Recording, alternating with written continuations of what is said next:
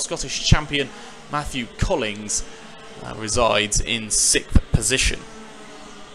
Half a minute to go. Collings overtaking Crossley. He's up into 5th now then, Matthew Collings.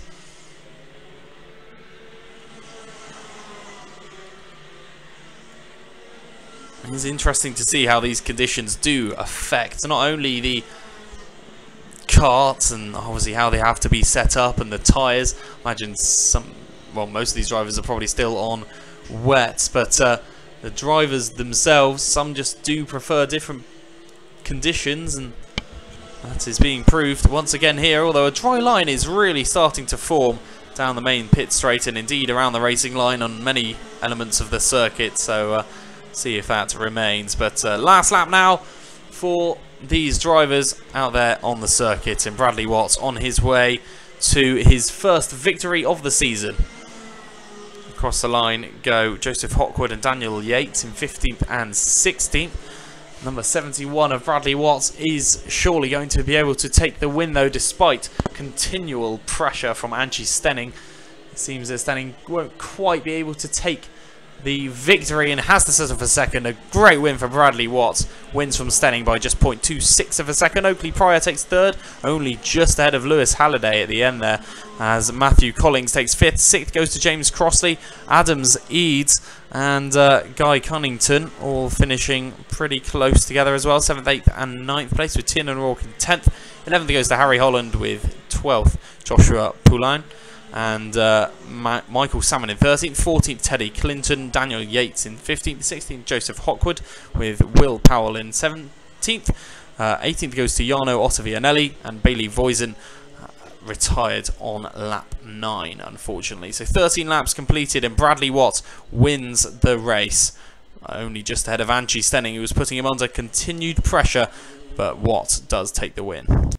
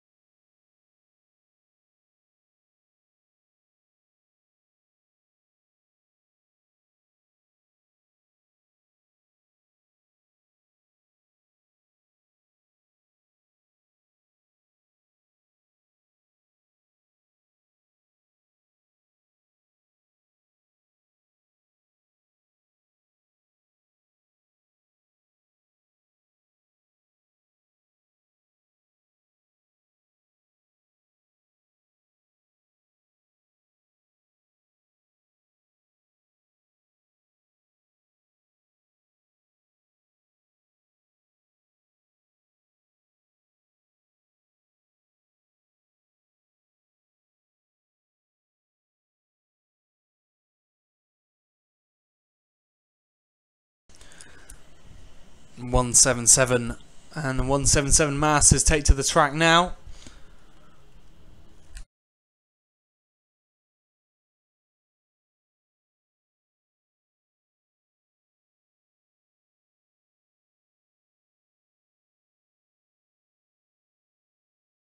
But hopefully we will be underway with this race very shortly. Charlie Worley looks like he's going to be starting on pole alongside Ian Brown, and the lights go out and we are away with the 177s as they make their way down to the first corner. A pretty defensive line from Charlie Worley, who started at the front, and a spin by one of the drivers there, but manages to rejoin the circuits without too much of a fuss. 7 minutes and 40 seconds remain with Charlie Wally in the race lead. The number 56, number 23 of Ian Brown does maintain second as well. Joe Walmsley has lost the position though, and Daniel Milner is in third. Now he's found his way up into third. The number 17. 7 minutes and 15 seconds left on the clock.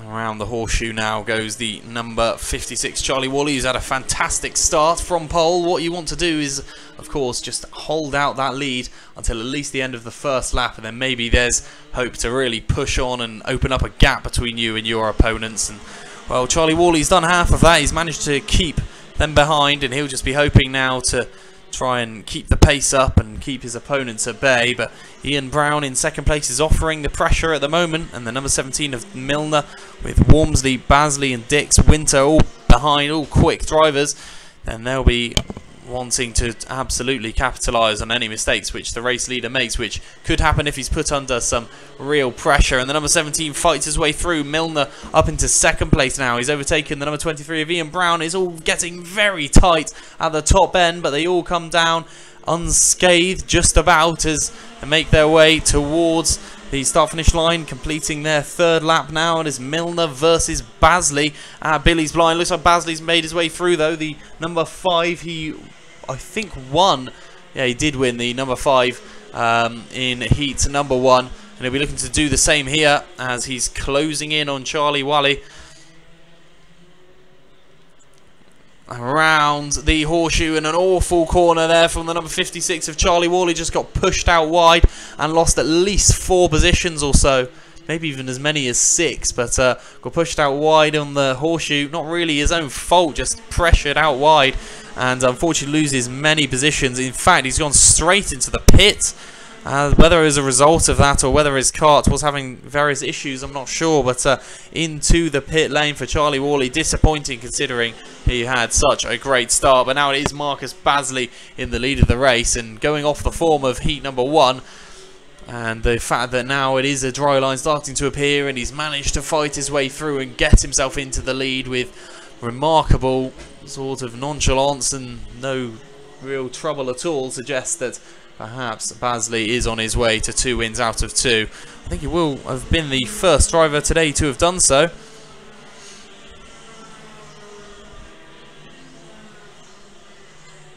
Joe Walmsley up into second meanwhile, as the battle for second is really turning into a ferocious one. 5th place Daniel Milner has dropped off slightly though. He's about a second, well, 1.4 seconds behind Darren Worley in 4th meanwhile. And yeah, not the fastest lap time either by Milner, 39.88 last time out, so nearly 2 seconds slower than his competitor ahead of him. Now sets to 39.26, so he does just seem to be lacking the pace of those just ahead of him. So the battle for second does seem to just consist of 3 drivers now, as opposed to, we thought it could consist of maybe 5 or 6.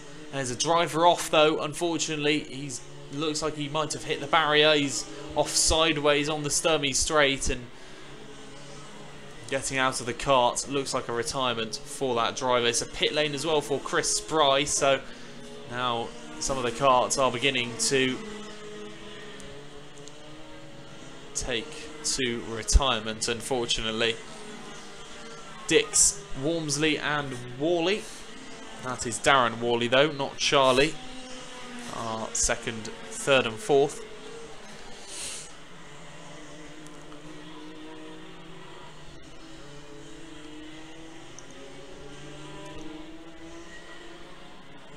Samuel Dix though, he's managed to open up a real account for himself in terms of cementing that second place, and it seems that is what he's keen on doing as a kart pulls into the side of the circuit there. Just sort of saw him pull aside, but not quite sure who it is yet. Sure, we'll find out pretty soon. Haven't crossed the line, of course. Could well be Daniel Milner.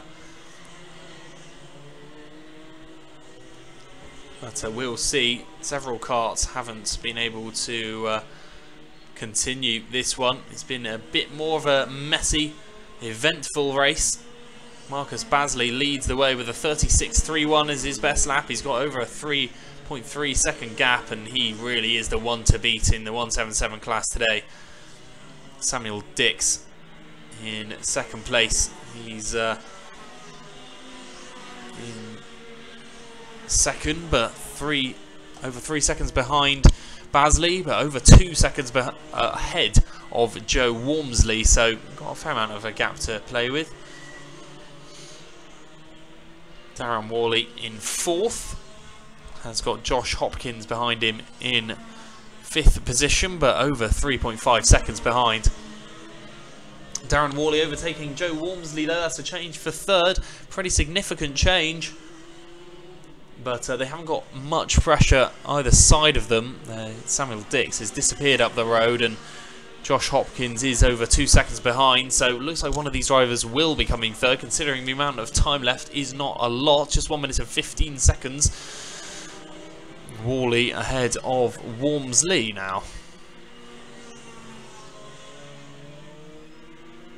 Number 5 of Marcus Basley having no issues at all. Over 4 is his margin now. First time he's got to above the 4 second mark this race.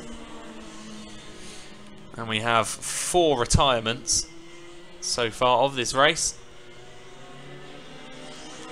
Daniel Milner, Peter Lockett, Chris Spry and Charlie Worley, all of whom have become victim to this race for one reason or another. Just 30 seconds left to go before this race will get onto its last lap. There or thereabouts anyway. Marcus Basley at the moment having no problem with the proceedings as the number 13 is spun round. Alex Dyson was having a battle with the number 27 of Elliot Herbert there, but was spun around unfortunately.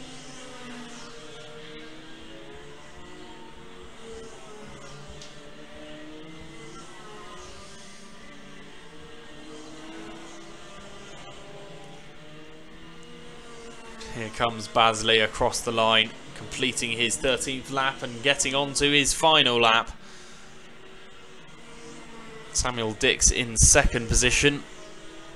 He's pretty consistent with his times. As I said, a 36.78, and actually that's not far off Basley's 36.76, which he set. So potentially Dix on another day could have started to close that gap slightly, but it wasn't to be, and not quite able to pressure Basley in the end, who will come across the line now to take the checkered flag and win the race. He becomes the first driver this year to win 2 races, so credit to him. The number 5, he's shown another dominant display here and wins by over 5 seconds. Samuel Dix couldn't keep up that pace till the end there. 37.16 was his final lap time.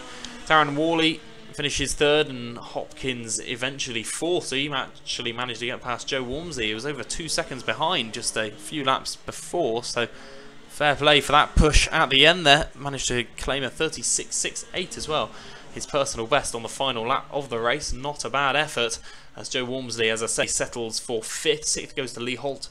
Ian Brown has to settle for 7th, with 8th going to Sam Winter. 9th, Elliot Herbert. Alex Dyson is the last finisher in 10th place.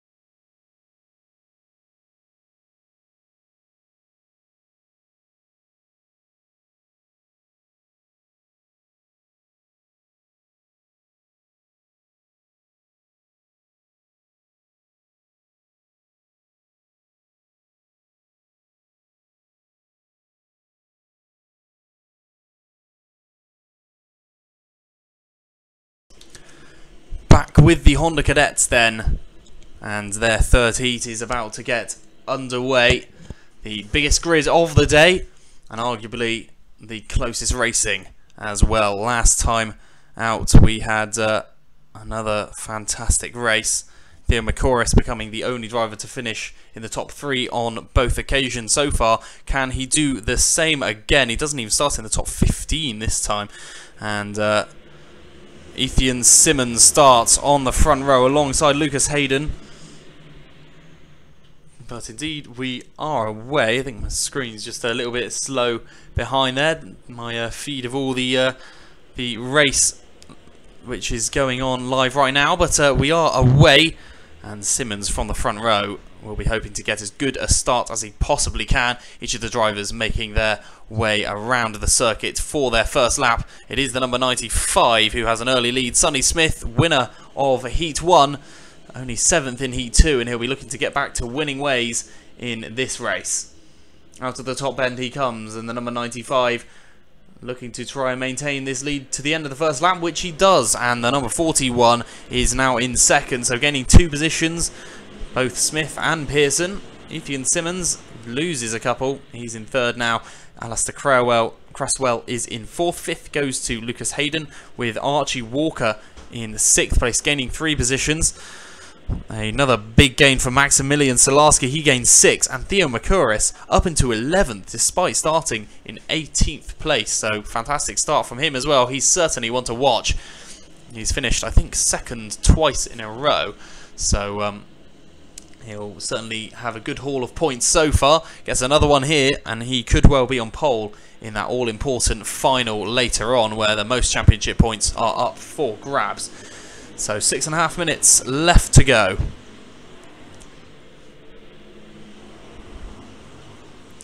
Onto the Sturmey straight goes our race leader, Sonny Smith, who's got a margin of 0.67, or he did at the end of that previous lap. And Edward Pearson is his closest rival in 2nd position, as the track really does start to appear mostly dry again.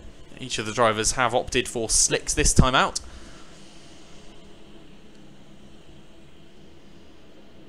And out of the top bend, down towards Billy's once again is the number 95 of Sonny Smith, who leads the way. Pearson is in 2nd, 3rd is Ethan Simmons, with Alistair Cresswell in 4th. 5th is Archie Walker, with Theo Macoris up into 6th, now gaining another couple of positions.